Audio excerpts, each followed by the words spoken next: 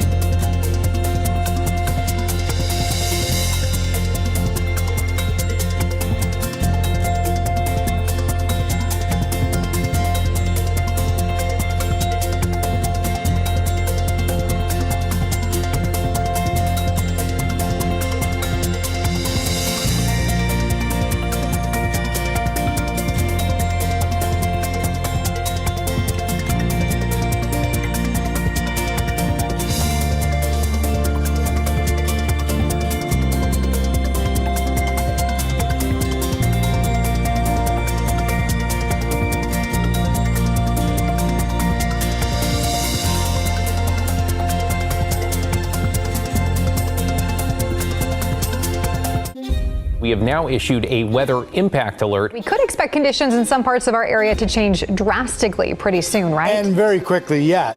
This is significant rainfall coming our way. You'll definitely want to be extra cautious. Certainly becoming increasingly hazardous.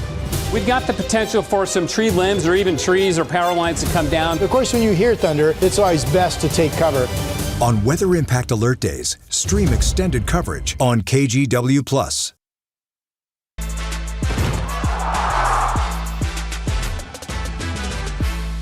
It's been fantastic. It's a better year than I expected. I love watching all the extra things that they do, and my favorite part of the whole game is shout.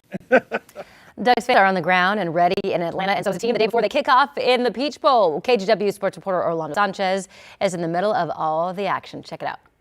The Oregon Ducks have touched down in Atlanta ahead of Friday's Peach Bowl right here at Mercedes-Benz Stadium. After talking to the team here, the anticipation is brewing for that rematch against Indiana and one of the team's biggest games in years. So just the juice that we got, we're just very excited and very humble to just get the opportunity to be here. First time in Atlanta, this is really happening. This is the semifinals right here. There's only 4 teams left. It's a dream come true. I used to be that kid. I used to just watch as a kid. Just wow, this is what it feels like. I'm present. I'm really here. So I just really thank God. A chance at payback. Undefeated Indiana handing Oregon its only loss of the season back in October. It's just another blessing in disguise. We're able to play them again. Obviously, the first time, Indiana, it didn't go our way, but we have another chance right now. The top-ranked Hoosiers and Heisman Trophy winner Fernando Mendoza know the stakes are higher the second time around, with a trip to the chip on the line. Although the regular season was great and a great win for us in program history at that point in time, that game doesn't matter anymore. And so they're extremely motivated. They have a fantastic defense, talent around. They have draft picks star-studded all around their defense. So I think it's going to be a great challenge for us. Between the transfer portal and injuries, the Ducks have a dozen players out for Friday's game, including running back Jordan Davison, the Ducks' leader in rushing touchdowns. Just keep rolling, man. It's been a little bit of the story of our offense this year with some injuries, but like I said earlier, it's part of football. Those injuries are going to happen. It's a violent sport. You got to adapt and overcome, and our guys are ready to go. Both head coaches are scheduled to hit the podium at 6:30 a.m. Pacific time today. And then it is on to Friday's Peach Bowl. Make sure to follow us on air and online for all the latest on your Oregon Ducks coverage. Reporting from Mercedes-Benz Stadium in Atlanta, Orlando Sanchez, KGW Sports. And check out this little matchup between the Ducks and the Hoosiers. They're sparking a friendly wager between the Secretaries of State for Oregon and Indiana. So here's what Tobias Reed and Diego Morales have worked out. If the Ducks win, Morales has to send Reed Indiana's official state snack, their quote, iconic popcorn. And if the Hoosiers come out on top, Reed will send Morales some of Oregon's hazelnuts.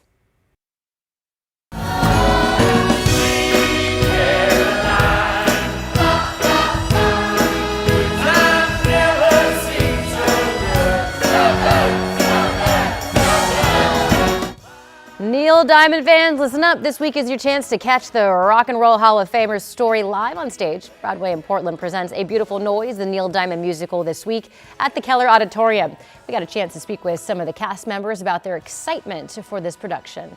Because he's such a prolific songwriter, and he's put his whole life into those lyrics, and we get to really see our own life through his. The show runs today through Sunday with sales from this afternoon's matinee supporting Dance for PD Oregon and Parkinson's Resources of Oregon. Tickets are available at portland.broadway.com. Coming up at 8 o'clock, KGW Sunrise continues live on KGW Plus with an entrepreneur having her business stolen right out from under her. Now she's asking for your help in getting her dream back.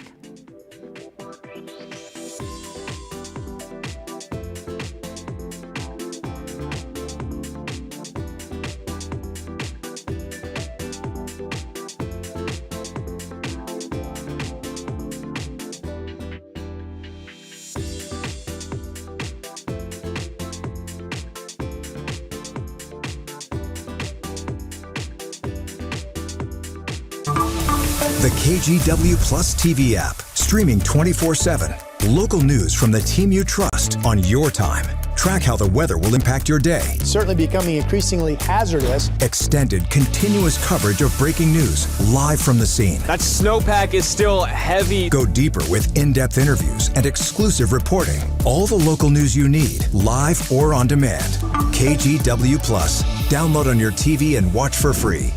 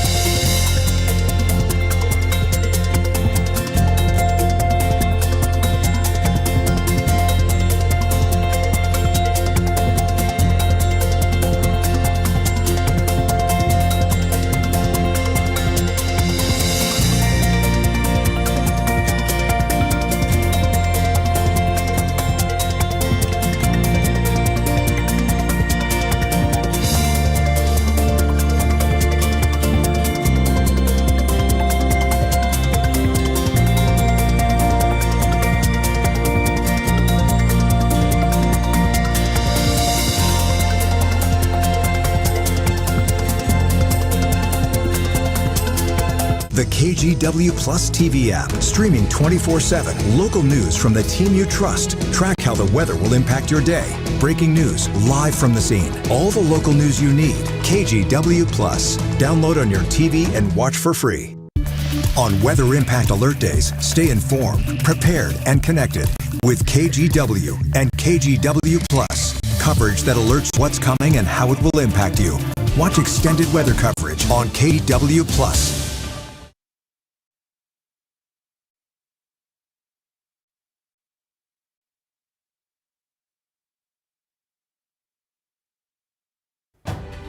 We're coming up on 7:59 on this Thursday morning drive. A reminder, we've got a couple of districts running on delays because of icy roads in Yamhill, Washington, and Marion counties. Those are ticking away at the bottom of your screen.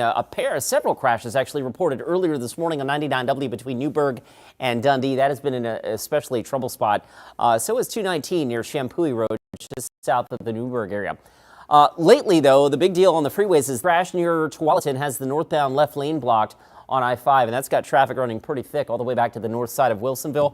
Rod, at last check, it's about a 35-minute ride from Wilsonville to downtown. All right. Well, you know, most of us, the weather story is it's a pretty quiet day. We've only had a few scattered showers early this morning make it over the valley. There's been more numerous showers in the Coast Range, and mainly light snow showers continue up in the Cascades. The winter storm warning from the Weather Service for the high country is still up through 4 p.m. today. There's light snow amounts over in Central Oregon. You can see the white, that's Aspen Lakes Golf Course over in Sisters. Portland 36 right now, 44 later today.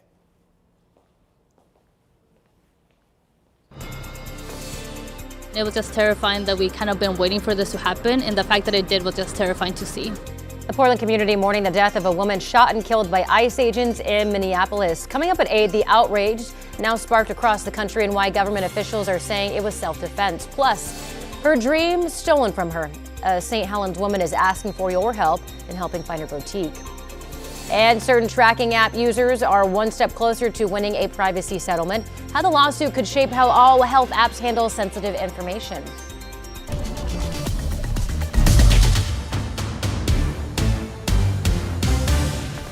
Good morning and thank you for joining us live at 8 o'clock. I'm China Green. We are waking up today with a weather impact alert still in effect for parts of the Cascades. There are also some icy roads and school delays in our area this morning. Chris McGinnis will give us more on that in just a second. But first, Rod Hill for Look at the Forecast. Yeah, thank you, China. Good morning. We still have the winter storm warning for the Cascades. This is up and down all of the Oregon and Washington Cascades, and the storm warning continues out in the blues. The snow rates will be much less today as the overall storm is winding down, and the storm warning set to expire at 4 p.m. Scattered showers so far this morning have been mainly skipping over the Willamette Valley. There's one of our Timberline cameras. There's partly cloudy skies over Portland. Temperatures are in the 30s, and some of you are at freezing. 36, though, at PDX. Kind of a sunbreak scattered shower day in the mid-40s to come. Here's Chris. Again, for that, a reminder, of course, as those are ticking away across the bottom of your screen, a handful of late openings because of icy conditions, Washington, Yamhill, Marion counties. Let's get you out to Yamhill County. We've had several crashes, actually Marion to Yamhill County on Highway 219 near Shampooey Road. At least 3 crashes earlier this morning by my count between Newburgh and Lafayette on 99W. We had one on Highway 18 not too long ago. And last but not least, just north of McMinnville on Highway 47 between Carlton and McMinnville. We've got a new crash that has just popped up there. Northbound lanes apparently blocked at last check. And last but not least, south of Hillsborough, First Avenue, southbound right now, Highway 219 closed at Wood Street because of an early morning crash. All right, back to the freeway drive. Slow because of this on I-5 through Tualatin. We've got a crash near Bridgeport Village that has the left lane blocked, and traffic is running pretty thick all the way back to the north side of Wilsonville. China, the trip in from Wilsonville now, 35 minutes to get you into downtown. Thank you, Chris. First on Sunrise, hundreds of people in Minneapolis poured into the street after a 37-year-old woman was shot and killed by an ICE agent. The shooting happened yesterday in a residential neighborhood south of downtown Minneapolis, about a mile from where George Floyd was killed in 2020. The Trump administration describes the killing as an act of self-defense. Secretary of Homeland Security Kristi Noem says that the woman was blocking an ICE vehicle that got stuck in the snow as officers tried to push it out. This domestic act of terrorism to use your vehicle to try to kill law enforcement officers is going to stop. And I'm asking the Department of Justice to prosecute it as domestic terrorism. The mayor of Minneapolis called the description, quote, garbage, saying that he had watched the video of the shooting that shows it was avoidable. To ICE, get the out of Minneapolis. We do not want you here. Your stated reason for being in this city is to create some kind of safety, and you are doing exactly the opposite. The ICE officer, fearing for his life and the other officers around him and the safety of the public, fired defensive shots. The victim was identified as 37-year-old Renee Good, a U.S. citizen with 3 children. Before living in the Twin Cities, she had lived most of her life in Colorado. Though that shooting happened across the country in Minneapolis, vigils and protests were held here in Portland. Alma McCarty spoke with some people who say they felt saddened but not surprised by the news. Someone lost their life today. Expressions of outrage. What do we want? Justice! When do we want it? Now! And moments of silent reflection on the streets of Portland. And it was just terrifying that we kind of been waiting for this to happen, and the fact that it did was just terrifying to see. Vigils downtown and in front of the ICE facility in memory of Renee Nicole Good, the 37-year-old mother shot and killed by an ICE agent in Minneapolis. It was shocking to see it happen in that way, to see someone that was trying to help get caught up in that, and I can only imagine the terror. I've seen their violence in person, and so I understand why she didn't get out of her car and why she was afraid and trying to get out of there. The federal government characterizing the interaction differently, with DHS saying the woman was attempting to hit agents with her vehicle. I think that's absolutely disgusting. Renee Good was a mother. It sounded like she was artistic. She had a community. She was out there just following ICE and making sure that immigrants are protected. So Kristi Noem is clearly trying to, spin the story, make it seem as though it was justified. But anyone who watched that video can see that that clearly was not justified. As Minnesota leaders called for the removal of ICE from their community, Portlanders echoed those demands here, saying ICE and other federal agents have acted recklessly. Just breaking the rules more and more, just trying to push the boundaries. It's why some neighbors have been monitoring ICE activity. Outside the ICE building, Pastor Heather Hellman from Multnomah Presbyterian Church told us she spends her mornings here with legal observers, helping people understand their rights and paying close attention to the actions of agents. These are people that are trying to be peacemakers. These are people that are trying to follow the commandments of Jesus, right, that I follow, that say, love your neighbor, help the immigrants. That was Alma McCarty reporting. Representative Andrea Salinas from Oregon's 6th Congressional District called the shooting a preventable tragedy, writing in part, quote, "This is not the first such shootings, and without accountability, it will not be the last." Also yesterday, at least 2 people were killed and several others were injured at a church shooting in Utah. It happened in the parking lot at a Salt Lake City Church of Jesus Christ of Latter-day Saints. A funeral was reportedly taking place inside the church at the time. Police say that they are still searching for a suspect. This should never have happened. This should never have happened outside a place of worship. It should not have happened at a celebration of life that was occurring inside of the church. Authorities don't believe that the incident was targeted against a religion. They also don't think the shooting was random. A St. Helens woman who had just launched her dream business is now being forced to start over after a thief stole a trailer right out of her driveway. Carissa Albertson is the owner of Mini Munchkins, which is a mobile children's boutique. She says this business has been her dream, giving her the flexibility to sell at pop-up events while caring for her 2 young kids. She had only done 2 events when the trailer that housed her entire business was stolen the day before Thanksgiving. She says she lost nearly $13,000.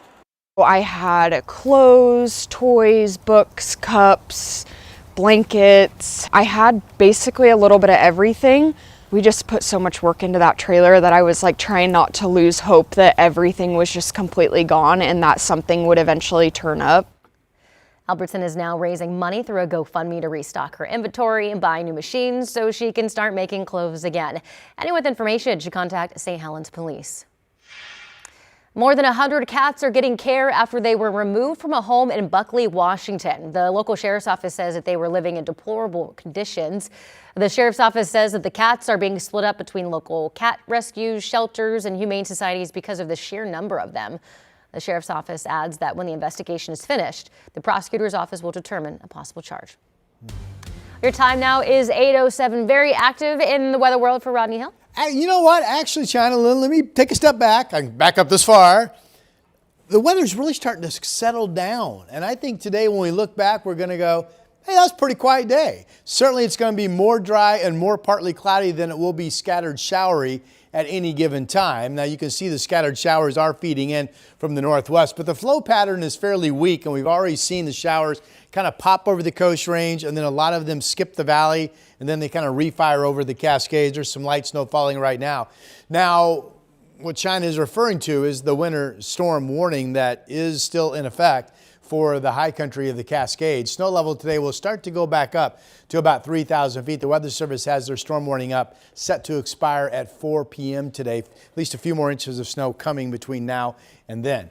Here's a look at my kind of nice day I think we're looking forward to. Partly cloudy skies, taking an early morning walk on the beach right there in Lincoln City from Chinook Winds Casino Resort's live camera, 41 degrees. And we're already being treated to some early morning sun here in downtown Portland as we look at the Rose City camera. It's a chilly start. We're at 36 degrees. Looking for some light frost on some of the cameras. I don't really see it here. That's some early morning blue over the end of the Oregon Trail Interpretive Center down in Oregon City.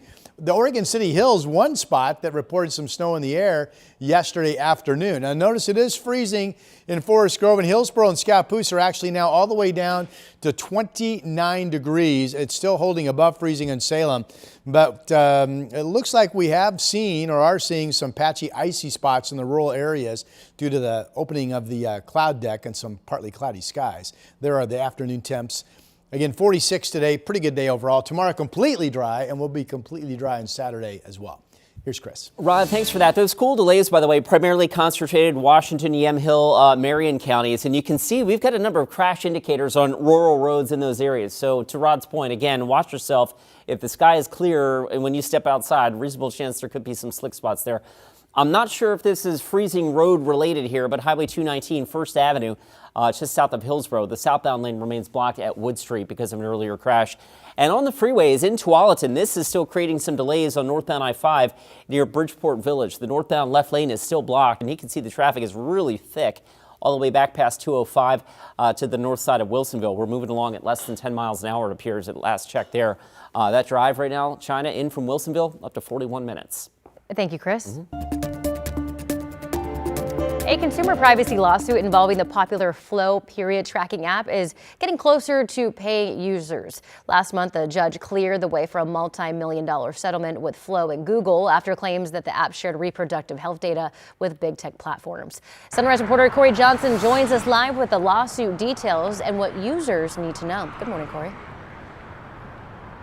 Good morning, China. That's right. Studies show about 1 in 4 U.S. women use the Flow app. So when you apply that math here to Oregon, that means hundreds of thousands of women could potentially be using the Flow app to insert information, including periods, fertility, and pregnancy information now. But the lawsuit claims some of that information was shared without consent to outside companies, including third-party tech companies, for advertising and analytics. Flow and Google have agreed to pay roughly $56 million to settle allegations of improper data sharing. But privacy advocates say this kind of data sharing is common and often invisible to users.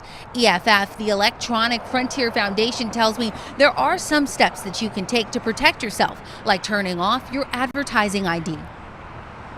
Is something that allows companies to track you across apps. You've seen a pop-up that says ask app not to track you. That's turning off your advertising ID. It makes it really easy for companies to connect your activity across apps and build a profile of your activity. Now keep in mind, a judge still has to grant final approval before anyone impacted by the lawsuit can receive any sort of money. Those who used the app between 2016 and 2019 and entered information regarding pregnancy, menstrual cycles, or other specific sensitive information could be eligible to file a claim once the court officially approves that settlement. China? Our Corey Johnson reporting live this morning. Thank you, Corey. All the snow bringing some good news for skiers and snowboarders. What lifts will now be open this weekend? Also ahead, we'll give you a look behind the scenes of a project in Northwest Portland.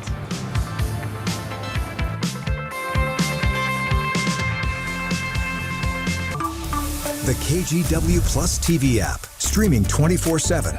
Local news from the team you trust on your time. Track how the weather will impact your day. Certainly becoming increasingly hazardous. Extended, continuous coverage of breaking news live from the scene. That snowpack is still heavy. Go deeper with in-depth interviews and exclusive reporting. All the local news you need, live or on demand. KGW Plus. Download on your TV and watch for free.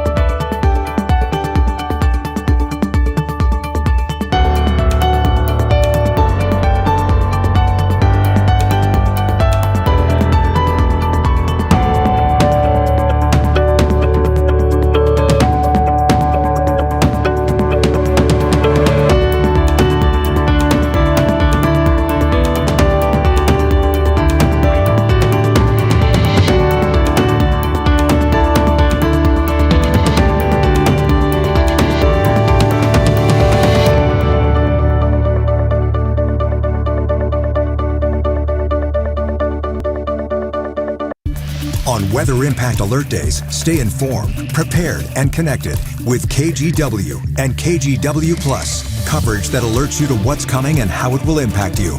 Watch extended weather coverage on KGW Plus. The KGW Plus TV app, streaming 24/7. Local news from the team you trust. Track how the weather will impact your day. Breaking news live from the scene. All the local news you need. KGW Plus. Download on your TV and watch for free. More snow still expected in the Cascades today, and with all the recent snowfall, Timberline has announced that crews are working to get the rest of the ski area open for the season. Jeff, Flood, and Summit Pass will open today. Storm and Norman is expected to open up for skiers and boarders tomorrow. And according to their website, Heidi's at Summit Pass is still closed while they wait for some more snow there. And while the snow is, exciting, officials are warning people when it comes to venturing out into the backcountry because on Monday, an avalanche swept through part of the Sierra Nevada mountains, killing 42-year-old Chris Thomason. Authorities say Thomason, who's from Bend, was snowmobiling with friends when the avalanche was triggered and he was buried. When you're out in the backcountry, there's no groomed trails, generally speaking, especially when you're working along the mountainsides on that side of it. There's no preparations or preventions for avalanches out there.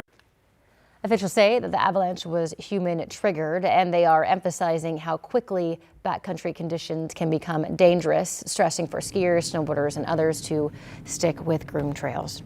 All right, your time now is 8:16. Rod Hill's talk about the calm after the storm. Yeah, this is the flow pattern that produced the storm that has ended. Mm-hmm. Now we're just getting some showers feeding in a northwesterly flow, and we will go all dry tonight. The storm reports of snow up at the Mount Hood resorts are impressive, and they've actually achieved the higher end that we thought was possible back on Tuesday when we were waiting for this to start. So the modeling really handled both the valley rain amounts and the Cascade snow amounts really well.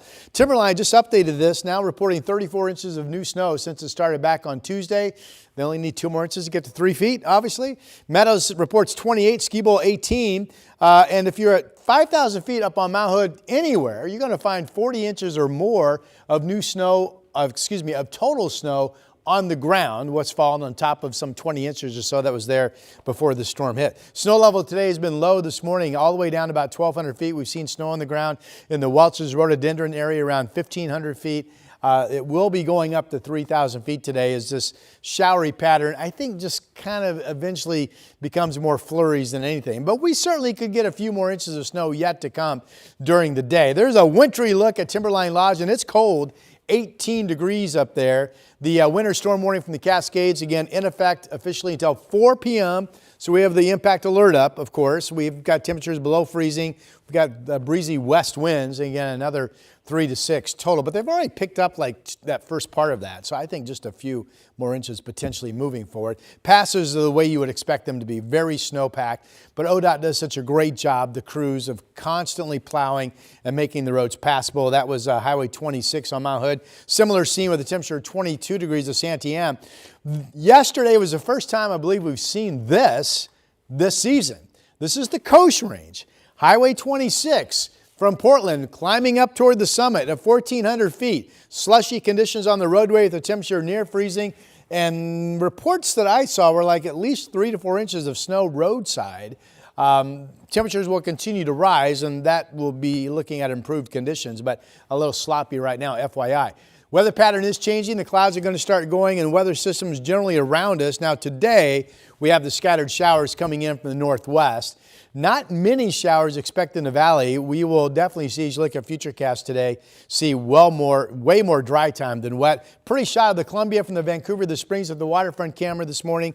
Temperatures and the main reporting sites up and down I-5 are above freezing, but we do have freezing temperatures scattered in the rural areas of the valley that have likely led to some icy patches going on. Showery weather across the state today. 46 in Portland. Again, not a bad day. Sun breaks, scattered showers. All dry tomorrow, all dry Saturday. Here he is. That looks lovely. All right, we do pick it up with a traffic alert out of Wilsonville. Heads up, the trip in from Wilsonville Road to downtown has jumped up to 50 minutes because of this. We'll zoom in right now on this fender bender reported near Bridgeport Village. The northbound left lane, you can see here, is still blocked. They've got 2 cars up on tow trucks there, so obviously that's taken some time to get clear, and the drive is slow, really slow, all the way back to the north side of Wilsonville. We're moving along at about 7 miles an hour. So again, you need some extra time getting in from that side of town.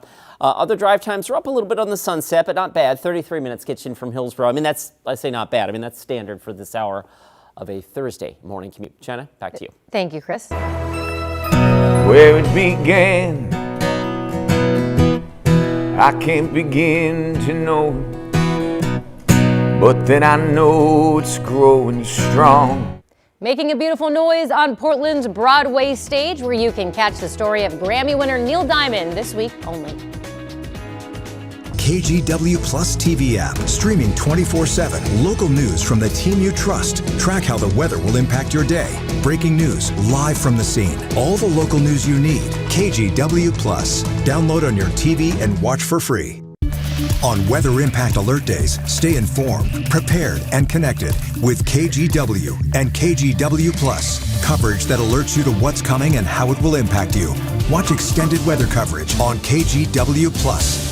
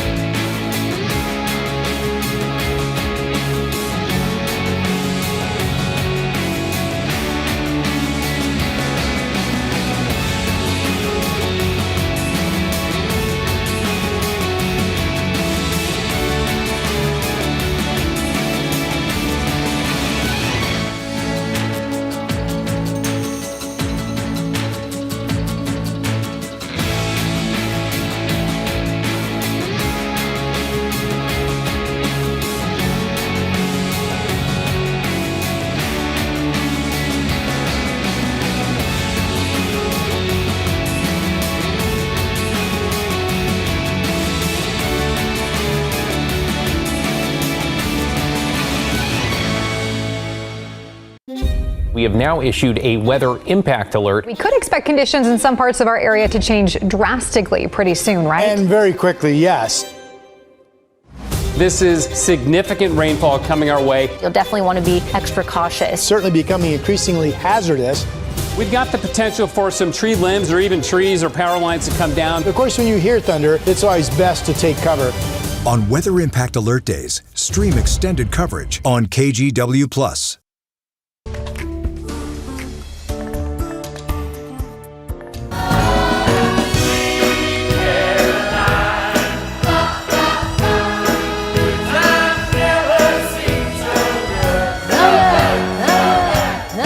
I didn't know this was Neil Diamond. I just thought it was a baseball game special. But Neil Diamond fans, this is for you. This week is your chance to catch the Rock and Roll Hall of Famer story live on stage. Broadway in Portland presents A Beautiful Noise, the Neil Diamond musical, this week at the Keller Auditorium. We got the chance to speak with some of the cast members about their excitement for this production. Because he's such a prolific songwriter, and he's put his whole life into those lyrics, and we get to really see our own life through his. The show runs today through Sunday with sales from this afternoon's matinee supporting Dance for PD Oregon and Parkinson's Resources of Oregon. Tickets are available at portland.broadway.com. All right, check out this morning. We are getting a sneak peek inside Northwest Portland's brand new library ahead of Saturday's grand opening.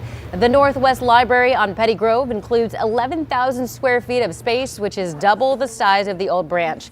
That means it's filled with artwork, a wider selection of books, laptops that can be checked out, and lots of different areas to enjoy. The new space is part of the library capital bond approved by voters. The Northwest Library is just one of 15 building projects, all set to be completed this year.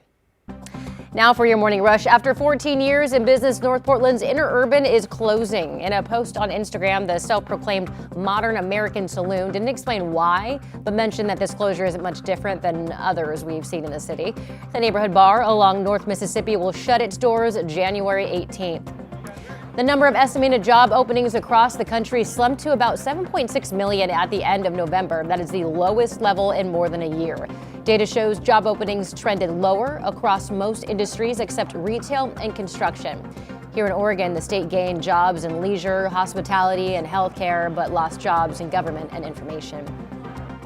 And the House has approved a motion to consider a 3-year extension of the ACA tax credits that expired at the end of 2025. 9 Republicans joined all Democrats in support of the measure. The House is now debating on 3-year Obamacare subsidy extension legislation. A final passage vote is expected today. And that's your Morning Rush. 1 year after the Eden fire swept through Altadena, California, neighbors came together to honor the resilience of their community. Michaela Medina spoke to survivors, happy to be back together while recovering from the loss. Rise up, in spite of the ache, I'll rise up. A song that captures the moment here at John Muir High School a year after the Eden fire that has devastated still so many. Well, this is very emotional today. It's kind of the realization that it has happened, and now I'm able to move on, because that's been tough. Barbara Ford not only lost her home, but her multi-generational family were separated by the fire. I know I'm not alone. There's a lot of support, a lot of people who have it really even worse than I had it. So it feels good to have the community. There were lots of community here and lots of hugs as neighbors held neighbors at this art event designed by artist and former teacher here, Cynthia Lake. The anniversary is meant to help us move beyond the tragedy and devastation, but we can't forget that that happened. She created these pottery bowls for the community to take home and share. Art, she says, created in fire with the hope of rising from the ashes. Fire is my art form, and when it created such devastation, my only response was, make bowls. People have to fill their tummies after their homes are gone. Some remembrance of Altadena and Altadena community. It's a happy, sad time for sure. I mean, I like the fact that there is the community that sort of brings this together, I think is a really, wonderful sort of aspect about this. Coming up, Governor Tina Kotek is asking lawmakers to repeal a funding package that she spearheaded. The impact this could have on funding for transportation.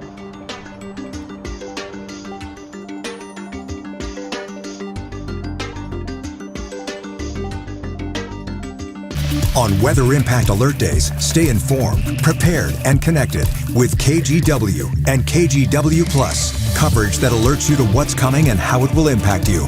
Watch extended weather coverage on KGW Plus. The KGW Plus TV app, streaming 24/7. Local news from the team you trust. Track how the weather will impact your day. Breaking news, live from the scene. All the local news you need. KGW Plus. Download on your TV and watch for free.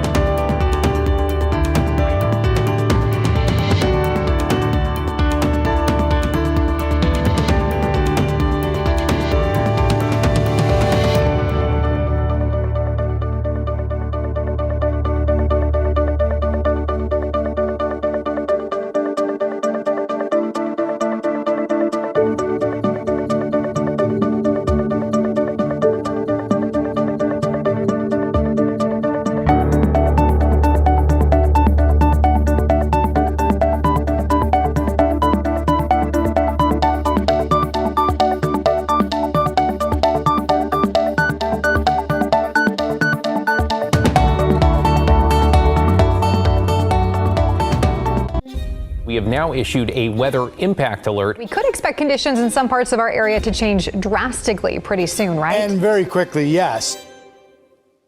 This is significant rainfall coming our way. You'll definitely want to be extra cautious. Certainly becoming increasingly hazardous. We've got the potential for some tree limbs or even trees or power lines to come down. Of course, when you hear thunder, it's always best to take cover. On Weather Impact Alert Days, stream extended coverage on KGW Plus.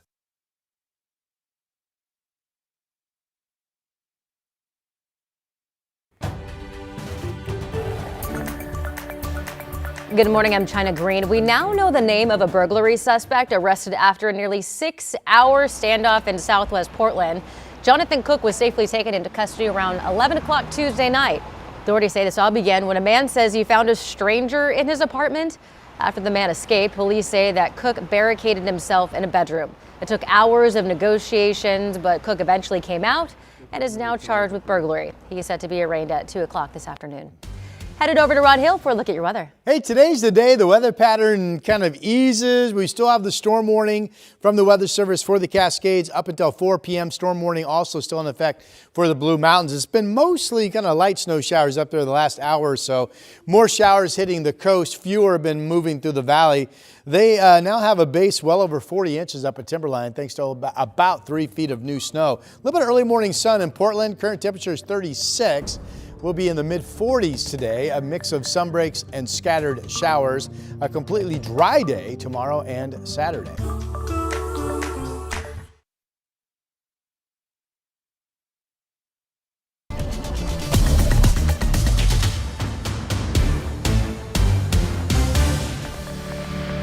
Your time now is 8:30, and while a storm warning is only issued for the Cascades today, parts of our area are seeing some weather here. We do have some traffic impacts to talk about, some school delays and bus routes that are changing because of the weather. You know what's happened? Our weather is actually starting to calm down. As that's happened, we opened up partly cloudy skies overnight, and that allowed temperatures to drop.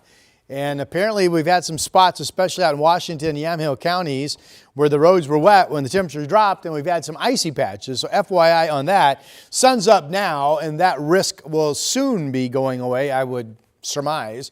Here's the radar. Now notice quite a few showers come in. Watch it again. They come in right there. Watch them kind of explode over the Coast Range, but then most of them fizzle and don't fall over the valley. Then it refires into snow up in the Cascades, where the winter storm warning is still in effect until 4 p.m. today. Here's one of our Timberline cameras. They now have 34 inches of new snow from this event that started back on Tuesday afternoon. Cold morning up there, 18. Obviously, Cascade highways are snow covered, but ODOT's already made multiple passes with snow plows up there this morning. Pretty morning overall. Partly cloudy skies looking at our state capitol in the mall area. No frost on the grass there. 35 is the number. Portland is at 36. This will be a sunbreak day that will be more dry than wet, with a possibility of scattered showers continuing in the forecast.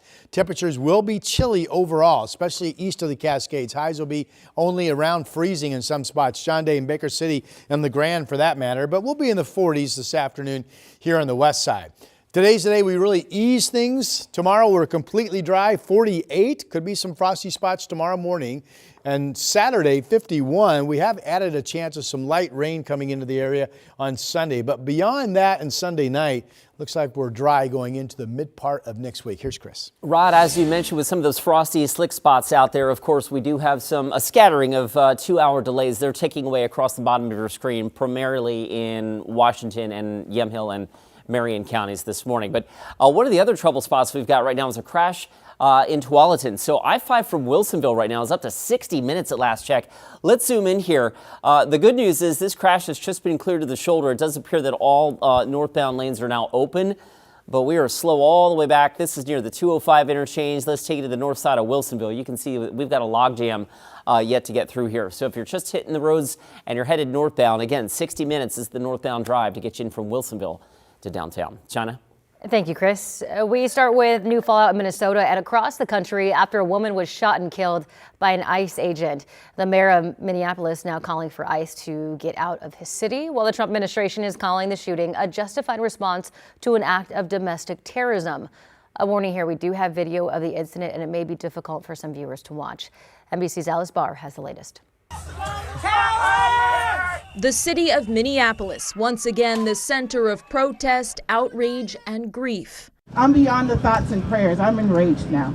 After an ICE officer fatally shot a 37-year-old woman identified as Renee Good in the Minnesota Star Tribune. Secretary of Homeland Security Kristi Noem says the woman was blocking an ICE vehicle that got stuck in the snow as officers tried to push it out. She then proceeded to weaponize her vehicle. Video from the scene shows an officer going to the driver's door, another stepping in front of the vehicle, and when the driver accelerates forward and to the right, shots fired. The ICE officer, fearing for his life and the other officers around him and the safety of the public, fired defensive shots. Minneapolis Mayor Jacob Frey pushing back. Having seen the video of myself, I want to tell everybody directly, that is and issuing this stark message. To ICE, get the out of Minneapolis.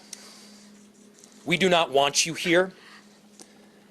Your stated reason for being in this city is to create some kind of safety, and you are doing exactly the opposite. President Trump defending the officers' actions and vowing to protect law enforcement agents. And as Homeland Security labeled the incident an act of domestic terrorism, Governor Tim Walz urged protesters to stay peaceful. The Minnesotans don't take the bait. Do not take the bait. While the community reels. In Washington, Alice Barr, NBC News. In Salem, the community came out to both oppose and support a convicted murderer appointed to a police review board. Kyle Hedquist was granted clemency by former Governor Kate Brown after he was convicted of murder in 1994 when he was 18. Law enforcement say that he shot his victim in the back of the head to keep her from telling police about some burglaries that he had committed. At the special meeting last night, city councilors and the public were sharply divided on whether Hedquist should be allowed to serve on the Community Police Review Board. You'll hear from opposition and then from Hedquist himself. Mr. Hedquist is a convicted murderer. While his life sentence was commuted, the life he stole was not. You cannot commute a victim back to existence. Yet some of this council saw fit to grant a man barred from volunteering at a school or even sitting in a police cruiser unless it's in the back the authority to oversee law enforcement. The death of Nikki Thrasher is the gravity that pulls at everything I do. I ended her life, and I am forced to live with the agonizing math of that reality. I can never give enough, serve enough, or do enough to equal the life that I took. That debt is unpayable. But it is that same debt that drives me back into the community. In the end, council voted to remove Hedquist from the review board and to adopt new criminal history background check guidelines for future appointments.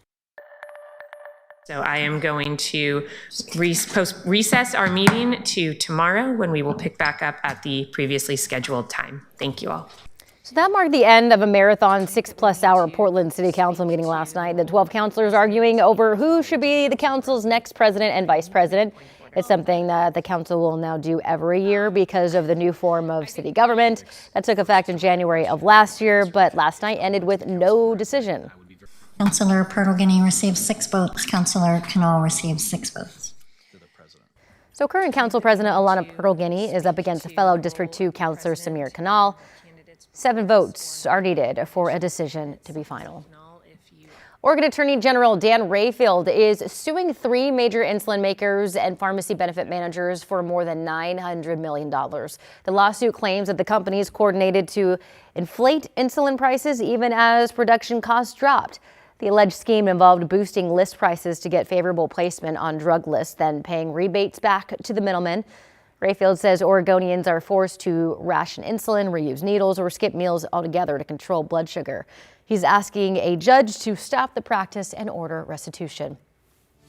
All right, time now is 8:37. Headed over to Chris McGinnis. You are busy over there in that field. Yeah, in that field, yes. We have been busy on the roads with a number of traffic alerts, early morning crashes, and some slick spots. We do have a slew of 2-hour delays in some of our rural school districts. Those are ticking away across the bottom of your screen.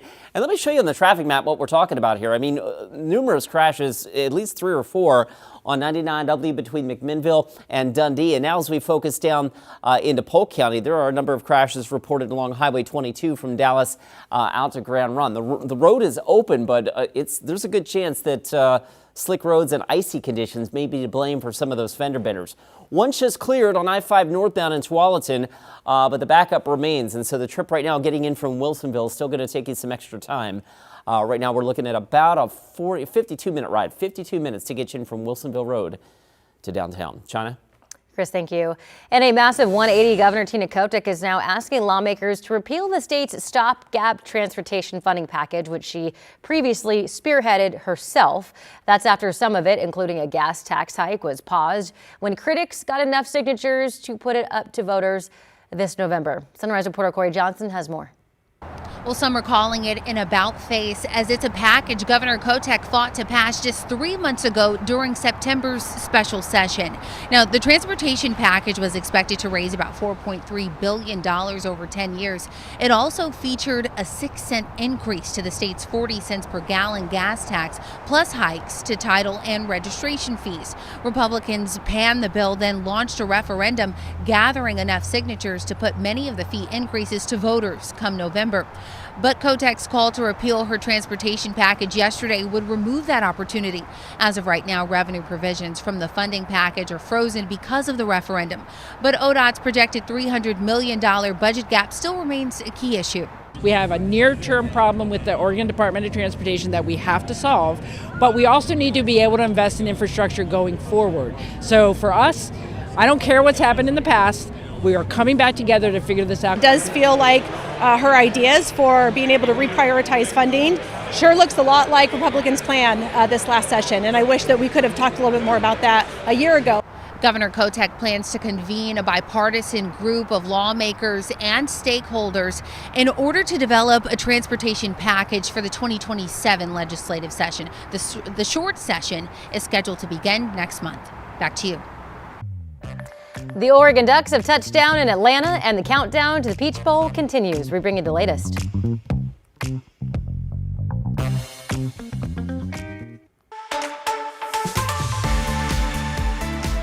Hey, you know how we do it. Our team is always testing tons of products. We get rid of the rejects, only show you the best ones, and that's why I want to show you this thing today. It's the Tire Hero Portable Tire Inflator. Let me shut this off for a second. Literally true story, 2 weeks ago, I got stuck on the side of the road, glass in the tire. I barely made it to the gas station. Almost cost me hundreds of dollars to tow. So you need one of these anyway. The reason I think this is one of the best on the market is for this reason. Come on, again, let me show you.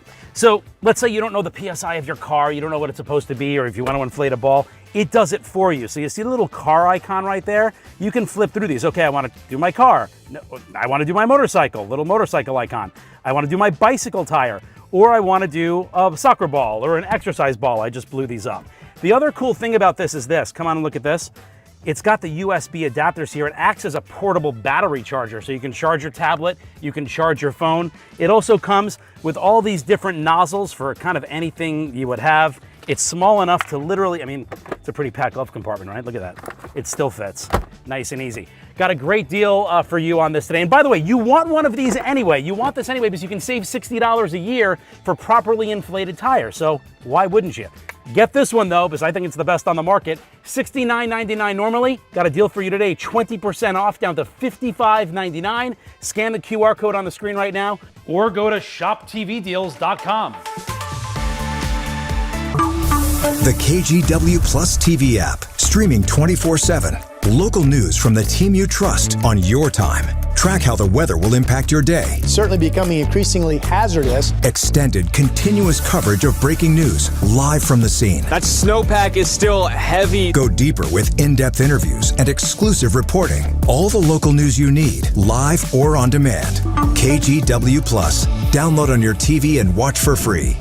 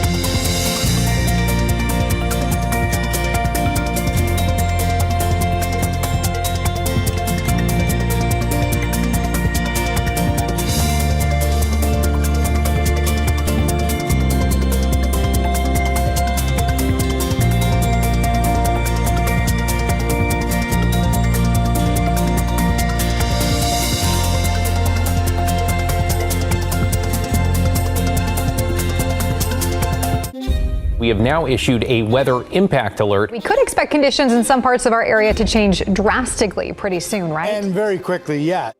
This is significant rainfall coming our way. You'll definitely want to be extra cautious. Certainly becoming increasingly hazardous.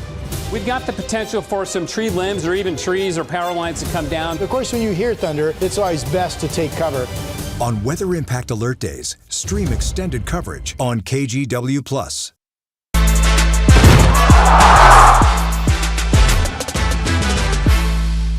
This game is going to be what college football is about. I think you see two tough teams, two teams that are really complete. They play great on offense, defense, and special teams. They don't have a weakness. They're a great football team.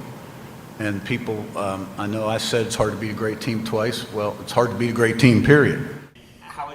The press conference just wrapped up where head coaches of the Oregon Ducks and Indiana Hoosiers shared their thoughts on tomorrow's big game. The Peach Bowl set for kickoff at 4:30 p.m. tomorrow. Duck fans are also landing in Atlanta alongside KGW sports reporter Orlando Sanchez.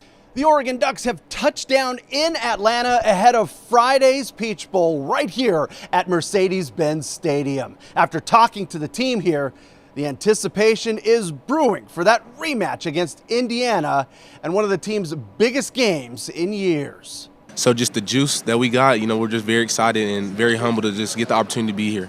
First time in Atlanta, this is really happening. This is the semifinals right here. There's only 4 teams left. It's a dream come true. I used to be that kid. I used to just watch as a kid. Just wow, this is what it feels like. I'm present. I'm really here. So I just really thank God. A chance at payback. Undefeated Indiana handing Oregon its only loss of the season back in October. It's just another blessing in disguise. We're able to play them again. Obviously, the first time, Indiana, it didn't go our way, but we have another chance right now. The top-ranked Hoosiers and Heisman Trophy winner Fernando Mendoza know the stakes are higher the second time around, with a trip to the chip on the line. Although the regular season was great and a great win for us in program history at that point in time, that game doesn't matter anymore.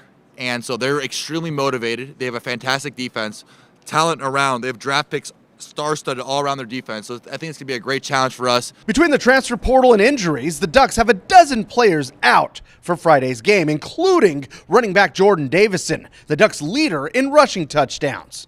Just keep rolling, man. It's been a little bit of the story of our offense this year with some injuries, but like I said earlier, it's part of football. Those injuries are going to happen. It's a violent sport. You got to adapt and overcome, and our guys are ready to go. Both head coaches are scheduled to hit the podium at 6:30 a.m. Pacific time today.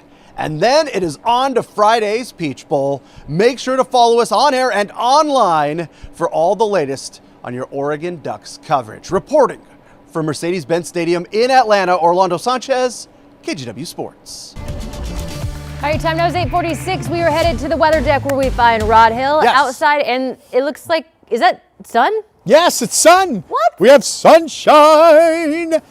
Partly skies to be exact, but I still believe this is going to be a drier day than a wetter day by a long shot. Just scattered showers from time to time. Keep an eye, could catch you, but they'll quickly come and quickly go. I'm up here on the weather deck, brought to you by Rick's Custom Fencing and Decking. Yes, it is chilly outside, and that's turned out to be one of our stories this morning. We've had some not frosty spots, but icy patches on roadways because the skies cleared last night to some degree, and where temperatures really fell off, the roadways were wet and we got caught with some ice patches. So FYI on that.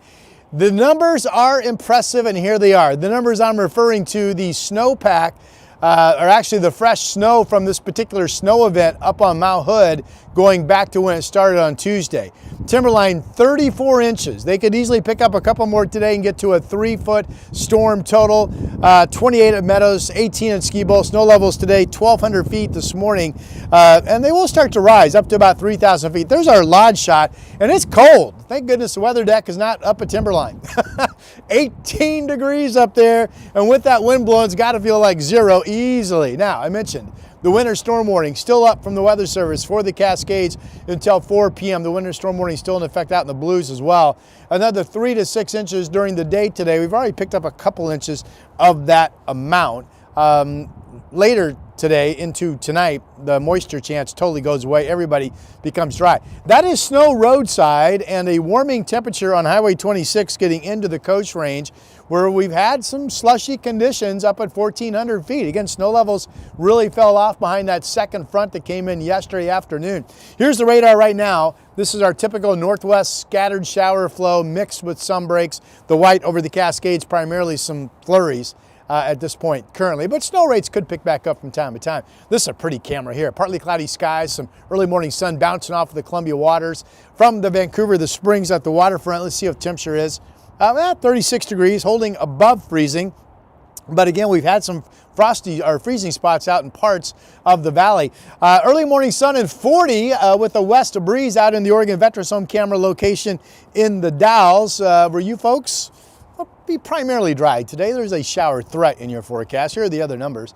36 in Portland, 35 in Salem right now. We saw the 40-degree temperature out in the Dalles and Portland 7-day. So not a bad day today. Our typical sun break, a few scattered shower forecast. 46 degrees, all dry tomorrow, 51 Saturday. We've added a chance of some light rain on Sunday. It is birthday time. All right, here's our list today, celebrating on this Thursday. Sammy is 2 years old today. Happy birthday to you. And also celebrating today and turning 2 from Silver Tender's Vivian, 2 today. Happy birthday. Hope you have a great birthday party. And I believe, is that our list today? Yep, that's it. Birthdays at KGW.com. We'll celebrate with you. Chris, it is nippy outside, sir. Very chilly. I believe you. I believe you. And of course, we've had a couple of crashes possibly related to freezing roadways. Photojournalist Chad Dehart spent a good chunk of the morning in the Dundee area.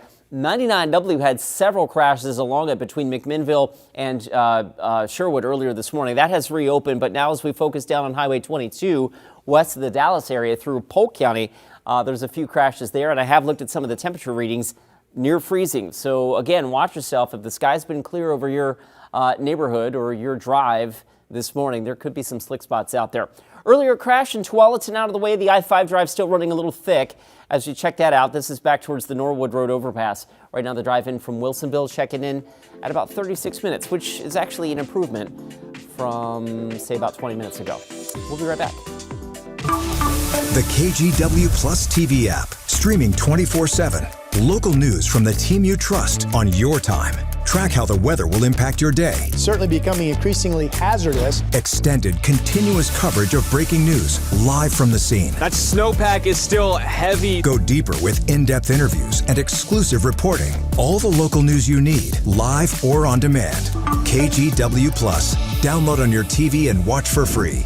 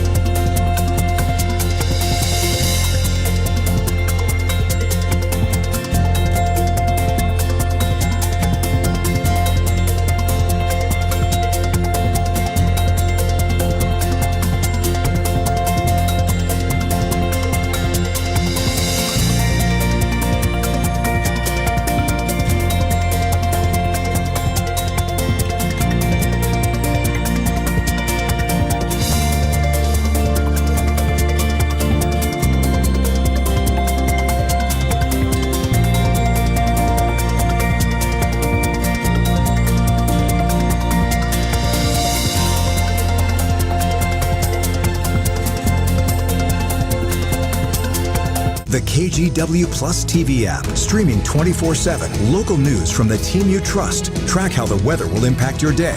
Breaking news live from the scene. All the local news you need. KGW Plus. Download on your TV and watch for free.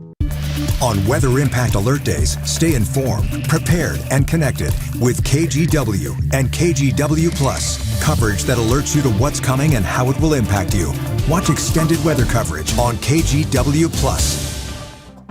In a wrap of our top stories this morning, Oregon Governor Tina Kotek is calling for the complete repeal of the state's stopgap transportation funding package. The package was passed during a special session that was called by Governor Tina Kotek in part to avoid large-scale layoffs and service cuts at ODOT. But now some provisions are on hold after Republicans met the threshold to send parts of the package to voters in November. Governor Kotek is now urging lawmakers to redirect existing funding on an emergency basis to address ODOT's needs.